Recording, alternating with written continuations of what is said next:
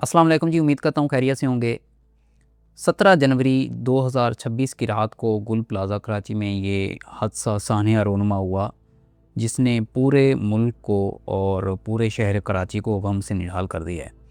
और आज at the time of recording this video आज 23 जनवरी सन 2026 को गालबन कोई 6 दिन बाद मैं ये वीडियो रिकॉर्ड कर रहा हूँ। और पिछले 6 दिन तक तकरीबन रोज़ाना मैं इस बात का तहिया करता था, मैं इरादा करता था कि मैं इस साने के बारे में बात करूँगा, मैं इस साने पे वीडियो बनाऊँगा। लेकिन उसके बावजूद मुझे 6 दिन लग गए इस पे वीडियो बनाने में। सोचें क्यों? सिर्फ इस वजह से क्योंकि मेरे पास कोई अल्फाज नहीं थे, मेरे पास मुझे समझ नहीं आ रही थी कि बंदा इस जैसे साने पे बात करे तो आखिर क्या करे।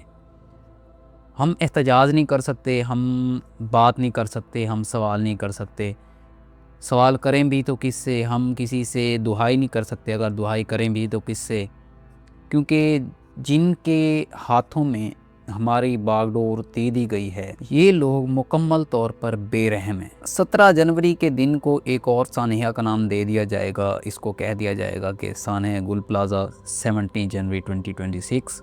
और शायद इसके नतीजे में शायद आगे ये कर देंगे कि पाकिस्तान में या फिर कराची में या फिर पूरे सिंध में हर 17 जनवरी को एक जनाब गस्टेड हॉलीडे कर दी जाएगी, एक छुट्टी कर दी जाएगी, क्योंकि ये हमारी एक पुरानी रिवायत है। हमारा मुल्क पाकिस्तान बहुत ही दुख और अफसोस के साथ ये कहना पड़ता है कि अब एक सानहिस्तान बन चुका है, जहाँ पे हमारा हर महीने में, हर हफ्ते में कोई ना कोई एक ऐसी डेट आ रही है जहाँ पे हमारी हिस्ट्री में कोई इस तरह का सानिया रोनुमा हुआ था, जहाँ पे इंसानी जानों का ज़िया हुआ हो।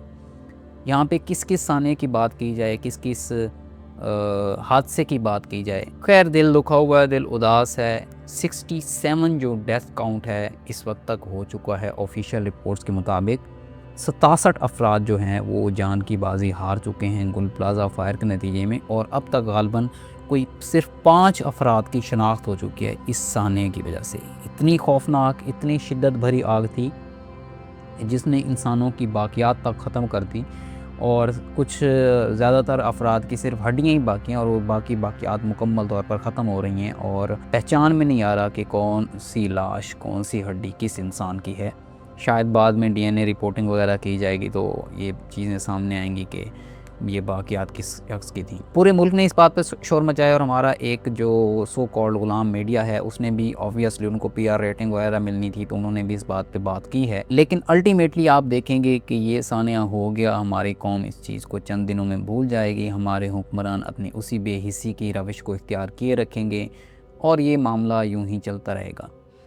पाकिस्तान की हिस्ट्री का या फिर कराची की हिस्ट्री का ये कोई पहला हादसा नहीं था, लेकिन अल्लाह ना करे, अल्लाह ना करे, मैं बिल्कुल ऐसा नहीं कहना चाहता, लेकिन जो हमारी रविश है और जो हमारा तरीक़ा है और जो हमारी गवर्नेंस है वो तो यही बताती है कि मेरे मुंह में खाक, ये कोई पाकिस्तान की हिस्ट्री का आखिरी वाक़या भी नहीं होगा। इस तरह के हादसात पाकिस्तान में पहले भी होते रहे हैं, अब भी हो रहे हैं और आने वाले दिनों में भी होते रहेंगे, जब तक कि कोई फंडामेंटल, जब तक कि कोई कोर से तब्दीली हमारे सिस्टम के अंदर वकूफ़ पज़ीर नहीं होती। सियासतदानों ने हमेशा की तरह इस बात पे सियासत करनी है। वो पहले भी इस तरह की बातों पे सियासत करते थे, वो आगे भी इस तरह की बातों पे सियासत करते रहेंगे। अवाम पहले भी मरती थी, अवाम अब भी मरती है और अवाम आगे भी मरती रहेगी। This is our reality. ये शायद कराची की बदबख्ती है और सिर्फ कराची की ही नहीं बल्कि ख़ुसूसी तौर पर पाकिस्तान की बदबख्ती है कि जिन लोगों के हाथ में हमारी बागडोर है शुरू से ही है और वही चेहरे बदलते हैं, निज़ाम वही रहता है, उन लोगों के दिलों में से शायद अल्लाह ताला ने हमारे लिए, आवाम के लिए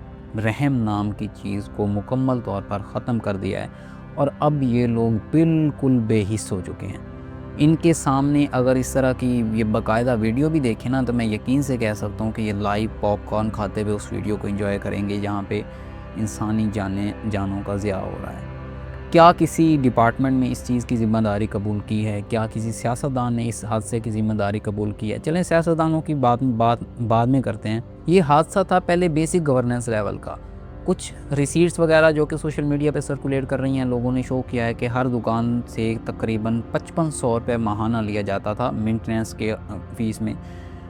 तो ये एक बहुत बड़ी रकम बनती है। कोई करीब 1200 से 1500 दुकानें थीं और दुकानों का भी एग्जैक्ट नंबर हमें नहीं मिल सकता क्योंकि ऑब्वियसली پاکستان ہے تو جہاں پہ جو دکان نہیں بھی بنتی تھی، اگر کوئی خارجی راستے یا پھر داخلی راستے اس طرح کی جو سوفسٹیکیٹڈ ایریاز رکھے گئے تھے ان کو بھی دکانوں میں تبدیل کر دیا گیا، اور اب جو ہمیں ایگزیکٹ کاؤنٹ ہے وہ دکانوں کا نہیں معلوم، لیکن ایسٹیمیٹ یہی ہے کہ 1200 سے 1500 کے بیچ میں دکانیں تھیں، اور ہر دکان سے اگر 5500 روپے پر منتھ لیے جا رہے تھے تو یہ ایک بہت بڑی رقم بنتی ہے، یہ کروڑوں میں بنتی ہے سالانہ کی بنیاد پر دیکھا جائے تو۔ اتنی مینٹیننس لینے کے باوجود جو اس پلازا کی انتظامیہ تھی، کیا انہوں نے اس طرح کا کوئی پلان نہیں بنایا ہوا تھا کہ ایک ایکٹیو سائٹ جہاں پہ اس طرح کی جگہ پہ حادثات خطرات رہتے ہیں، اس طرح کی جگہ پہ آگ لگنے کا خطرہ رہتا ہے، جہاں پہ اس طرح اتنا ہجوم آتا ہو ڈیلی کی بیس پہ عوام کا، دکانداروں کا، گاہکوں کا، خریداری کرنے والوں کا، تو کیا اس جگہ پہ آپ نے کبھی نہیں سوچا کہ خدا نخواستہ اس طرح کا اگر کوئی حادثہ ہو گیا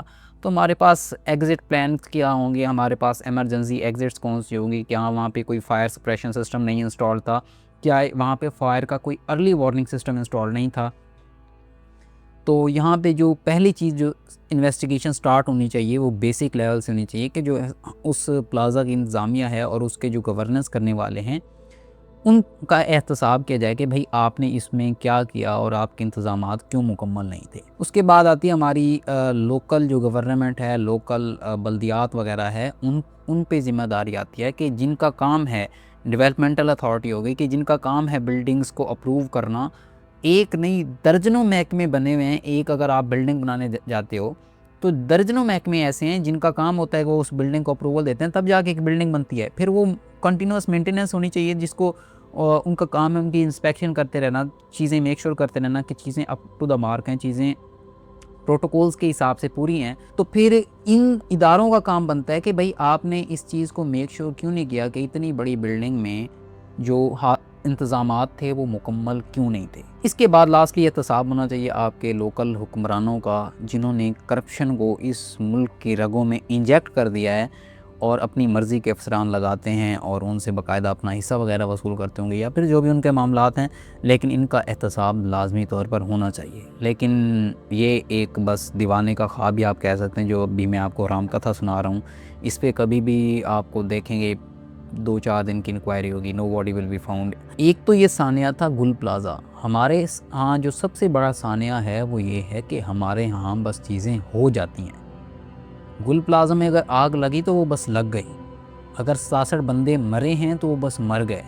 یہاں پہ کوئی بھی انسان کبھی بھی ذمہ داری نہیں لیتا کہ یار میں اس چیز کا ذمہ دار تھا، یہ لوگ میری ذمہ داری تھے، اس سسٹم کا میں ذمہ دار تھا، میں اس مینجمنٹ کرنے، اس چیز کو مینیج کرنے کا میں ذمہ دار تھا۔ ایک شخص نہیں، ملٹیپل ٹیمز ہو سکتی ہیں کہ یہ اس ٹیم کی ذمہ داری تھی کہ اس کو کنٹرول کیا جائے اور انہوں نے نہیں کیا۔ کبھی بھی آپ کو پاکستان میں جو ہے وہ اس طرح کا شخص نہیں ملے گا کہ جو اپنی ذمہ داری قبول کرتے ہوئے پیچھے ہٹ جائے کہ یار میری ذمہ داری تھی، میں اسے نہیں قبول کر پایا۔ آپ کو نظر آئے گا کہ چاہے آپ کا بچہ گٹر میں گر جائے، ایک بچہ گرے، درجنوں بچے گریں، چاہے آپ کے ایک پلازے میں آگ لگے، چاہے آپ کے سارے پلازے جل کے خاک ہو جائیں، آپ کا میئر کبھی نہیں آئے گا اور آگے کہے گا کہ دیکھو جی یار یہ میرا کام تھا اس شہر کراچی کو مینٹین کرنا اور میں نہیں کر پایا تو آئی ایم اسٹیپنگ بیک کیونکہ I am not capable of this seat anymore. No, ایسا نہیں ہوتا۔